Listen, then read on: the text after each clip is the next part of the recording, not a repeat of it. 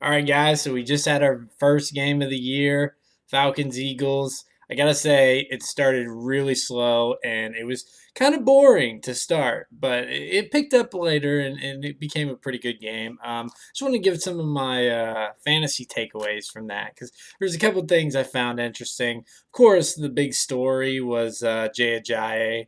He had that big game. I think that even caught me by surprise a little bit. I remember the game started and came out with Darren Sproles. I'm like, why is Darren Sproles getting the first reps of this game?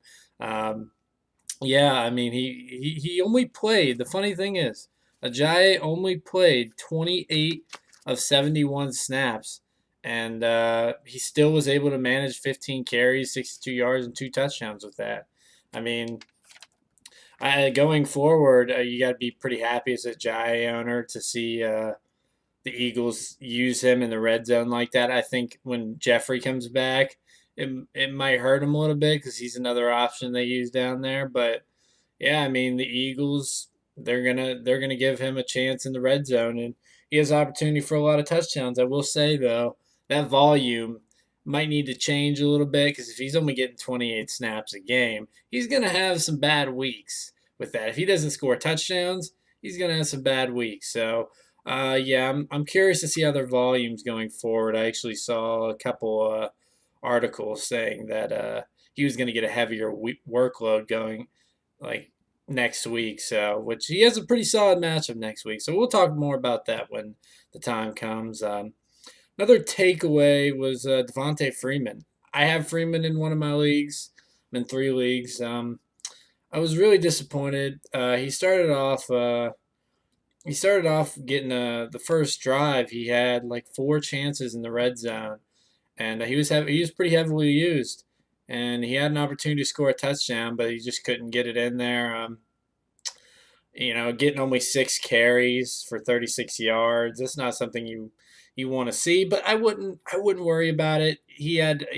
Apparently he had a little knee setback and people had a little knee scare. People worrying about his health right now. Apparently he came out and it's fine. He's not seriously injured. He's gonna have better weeks. So if you're an owner of Freeman, don't panic. Just wait. You're still gonna have Tevin Coleman vulturing touchdowns because that's what he's gonna be this whole year. So don't panic. He'll have better games going forward. And but yeah, I would like to see better from that hopefully next week. We also another thing I wanted to talk about was Calvin Ridley.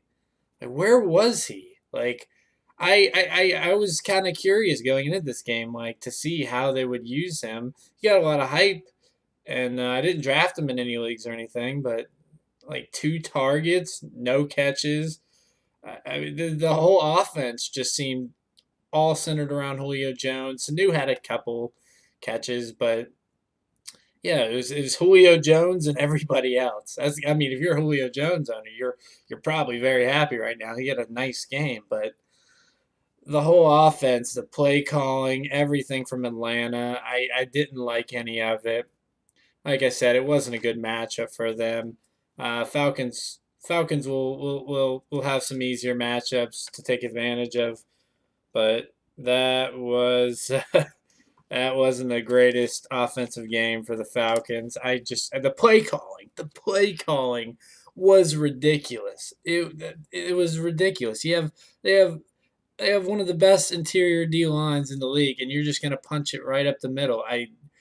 In the goal line. I don't understand that. But yeah, I'm venting a little bit here, guys.